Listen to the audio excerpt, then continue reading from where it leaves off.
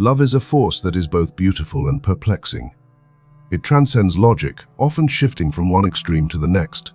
One moment, it can lift us to heights of joy, and the next it can cast a shadow of pain and confusion. Anyone who has truly loved understands this delicate balance, how love can bring happiness, but also uncertainty and sorrow. Imagine the feeling of being deeply connected to someone, of knowing their presence like an unwavering certainty, only to be met with their sudden silence. No arguments, no clear signals, just a growing distance.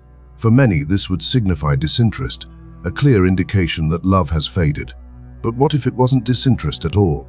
What if that silence, that distance, was a deeper manifestation of the love itself?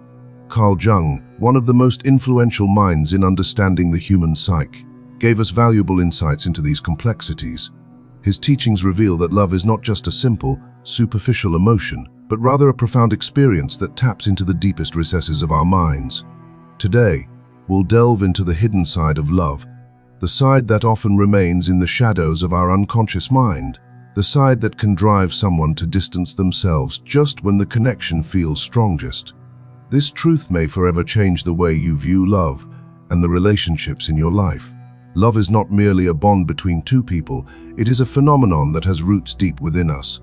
It involves both the conscious mind and the unconscious, the hidden, untapped part of our psyche that carries unresolved fears, repressed desires, and past traumas. Carl Jung's exploration of the human mind brought to light how these two realms coexist. The conscious, the world we are fully aware of, and the unconscious, an undercurrent of emotions and memories that shape us, often without our awareness. We think we understand what we want in love, but more often than not, it is the unconscious that shapes our desires, fears, and even the decisions that sabotage our relationships without us realizing it. When we truly love, we enter a vulnerable space. The person we love becomes a mirror, reflecting not only our desires and dreams, but also our darkest, most hidden wounds. Through love, we confront not only what we yearn for, but also what we fear. And this can be overwhelming. For some, it forces them to face insecurities they thought they had buried, or aspects of their personality they are unwilling to acknowledge. It is in these moments that the unconscious activates a defense mechanism, detachment. Not because love is absent, but because it is too intense to manage. When love exposes our vulnerabilities, it can become something we are not prepared for. Rather than facing these internal conflicts, some people distance themselves. They disappear. They ignore. And it is not because they do not love, but because the intensity of their emotions is too overwhelming to confront. The illusion of love as a safe haven is shattered. Love can indeed be peaceful, but it can also stir up deep personal insecurities and bring forgotten traumas to the surface. Every time an authentic bond is formed, the unconscious reacts, setting off a series of defense mechanisms. Being loved means being seen in our truest form, no masks, no defenses. This is a step that many people are not ready to take. Those who have experienced abandonment may develop a fearful unconscious response, suggesting they should not trust. Those who have been disappointed in the past may believe love is dangerous. For those who feel the need to control every aspect of their lives, love can seem like an unpredictable force they are not ready to surrender to. Jung taught us that what we refuse to confront within ourselves will manifest in our relationships. If someone feels love makes them too vulnerable, or if they fear losing themselves in the bond, their unconscious can trigger a defense response, detachment. Rationally, they may not want this distance. They may even suffer from it, but their deepest emotions are governed by the unconscious. When this internal conflict clashes with the conscious desire to love, fear often wins. From the outside, this behavior can appear baffling. Why would someone who loves you distance themselves? Why ignore the one they claim to care about?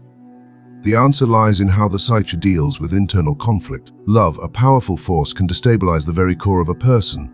Emotional intimacy is both a desire and a fear. The need to be close to someone can coexist with the fear that this closeness might stir up wounds or lead to dependence. And so, contradictory behavior emerges. People may show love, yet withdraw. They may seek closeness, yet avoid confrontation. This behavior is a result of the tension between the longing for connection and the fear of intimacy. The deeper the bond, the more intense the fear becomes. And when a person feels too entangled, their unconscious may prompt them to regain control by creating distance.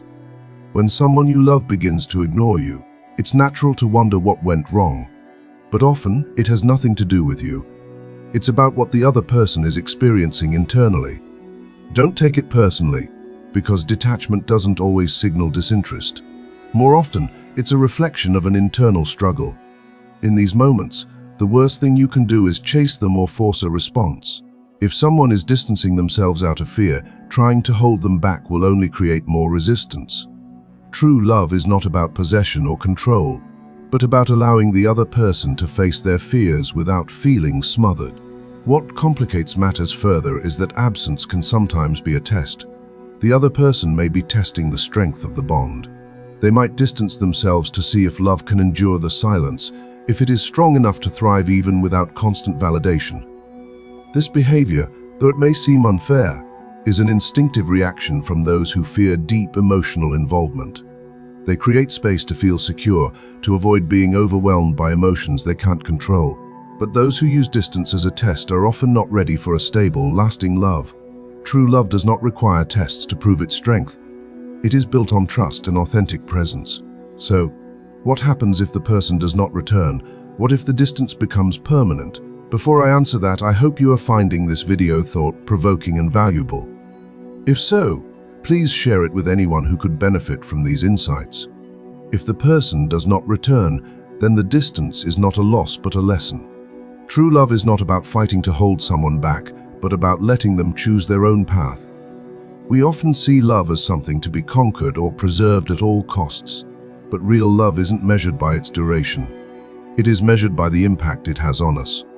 Sometimes people enter our lives not to stay, but to teach us something we didn't yet understand. Their absence can reveal more than their presence ever could.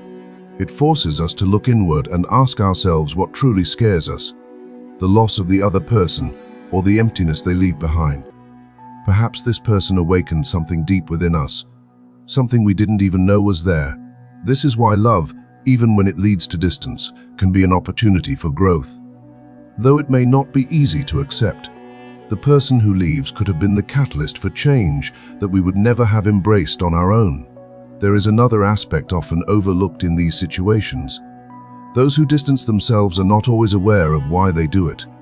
Many people don't understand their own inner world. They are unaware that love has triggered old fears or defense mechanisms that have been ingrained for years. Jung spoke of the power of projections, the idea that when someone runs away, they are not necessarily running from the other person, but from an image of themselves that they cannot face. Their absence is not a judgment on you, it is a reflection of their internal battle. That's why chasing them or seeking answers often only leads to more distance. The real question is not why they leave, but whether they are ready to return, and if so, with a new awareness. Not everyone can make this shift, but those who do return with a greater sense of maturity, and only then can love grow into something truly solid. Love is a force that can heal, but it can also be frightening. Not always, but sometimes, those who ignore us do so because their feelings are so deep that they shake their sense of certainty, reawakening old fears and putting their very identity into question. If someone has distanced themselves, don't look for answers outside of yourself. Look within. Ask yourself what this situation is awakening inside of you. As Jung said, the most important love is the one that allows us to truly know ourselves. And the greatest truth of love is that if it is real, it will not need to be held back. It will always find its way back. What about you? Have you ever experienced love that faded just when it seemed strongest? Share your experience in the comments. Remember, authentic love is not a chain. It is a path of growth. Sometimes it draws closer, other times it moves away. But often those who seem to ignore us are not running from us, but from what our love awakens within them. If it is true love, they will always find their way back.